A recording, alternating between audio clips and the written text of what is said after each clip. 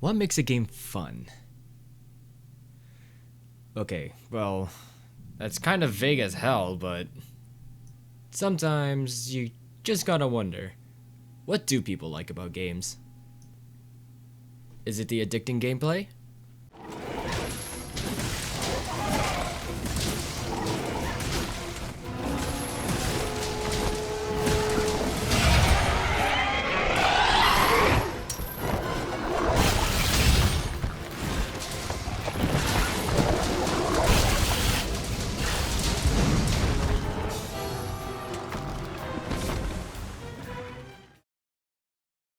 Immersive sound design and visuals?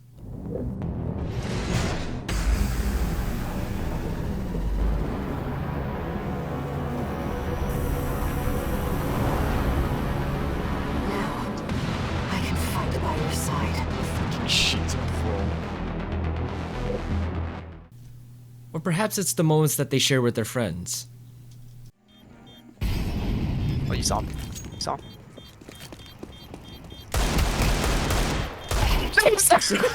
That was embarrassing as hell, Christ almighty. He's looking right at you. Bro was flabbergasted. I actually got up out of his seat. He was like, wait, what? He's like, huh? That was the worst thing I've ever seen! I mean, hell, these are all really good reasons, but sometimes there's a bit more to it than what you'd expect. So, let's try to dissect on what exactly about games do people like, shall we? Oh boy, guess we're tackling the big one first. Graphics. It's probably the, if not the biggest selling point nowadays. Why, you may ask? Well, for one, it's what the player is going to be looking at for the entire game. But before we talk about why people like graphics, first, we have to talk about what makes graphics. Graphics is, well, more like an umbrella term for what makes up graphics. You know, like things like art direction and style, the characters and world, and visual effects such as lighting, particles that, well, enhance the experience. Some people like heavy realism.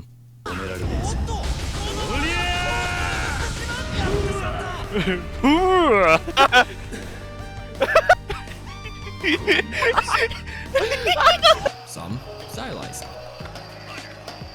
And well, there's always a mix of both. Things like these are what draws people to explore what the game has to offer. Hell, maybe they've played games or seen other forms of media with a similar style, and maybe that's what attracted them to those games. And maybe the reason could just be very simple. Maybe they just like how the game looks, or it just looks new. I mean, these are still very valid reasons. Lore and story, huh? A lot of people love a good story.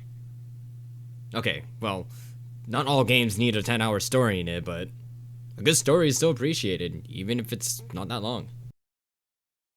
Then again, there are different ways to convey a game's story and lore.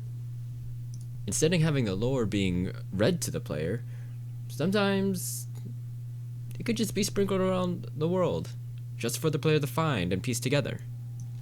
But what do people like about a story? Perhaps the game's story resonates with them.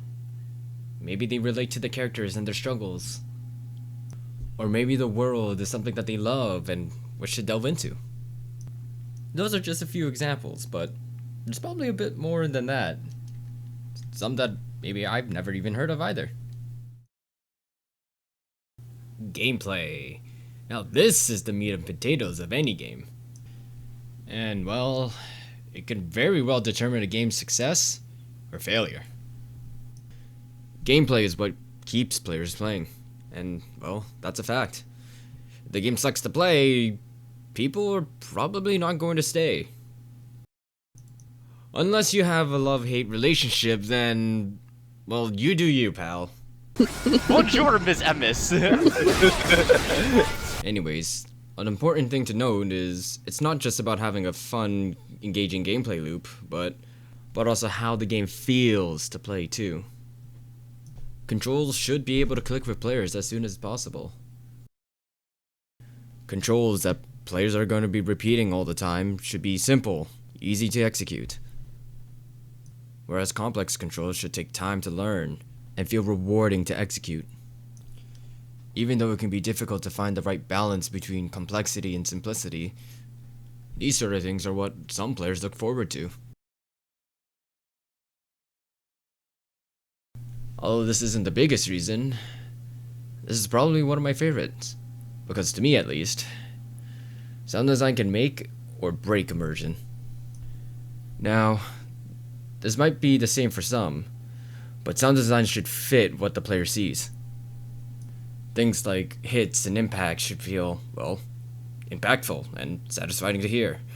Music should fit the mood, and the voices should, well, fit the characters. Of course, not all games have the same philosophy when it comes to sound design. Some games have a larger emphasis on sound effects, where sound cues are largely important, while some games might focus more on voices, and others, music. But in the end, a good combination of all three can really intensify moments that gives players goosebumps time and time again.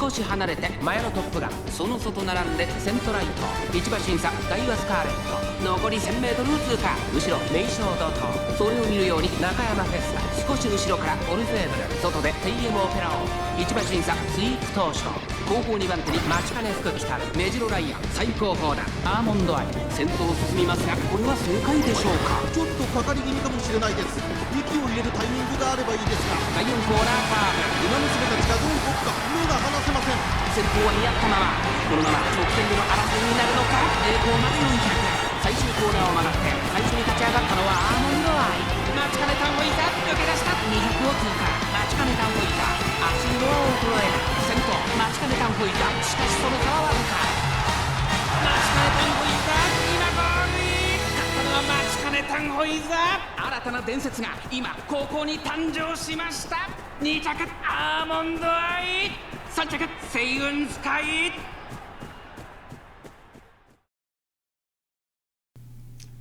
Okay, you might be wondering, ain't this basically all I was talking about earlier? I mean, yeah, lay off my back, bro, come on, what the fuck? But let's be real. Games with good game design make a very enjoyable gaming experience. And those experiences that these players get leave a lasting impact on them. And it leads them to cherish and share those same experiences with others. And honestly, it's probably the reason why you see all sorts of people talk about their favorite games on the internet. Well, it was cool trying to dive into, well, my very shallow understanding of this topic, but it was fun nonetheless. I can't dictate what is fun to a person, and neither does the world. Only you can dictate what it means to you. Ah! And so I say, just have fun. Hey. Oh, yo, he let it rip! Oh, you're so I'm lagging the game, fuck you. I'm lagging the game.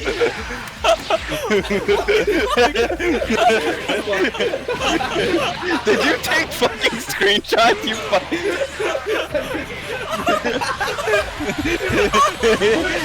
You deserved this on only.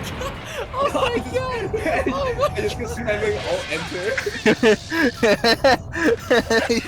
sorry, but you were wide open. Oh my god!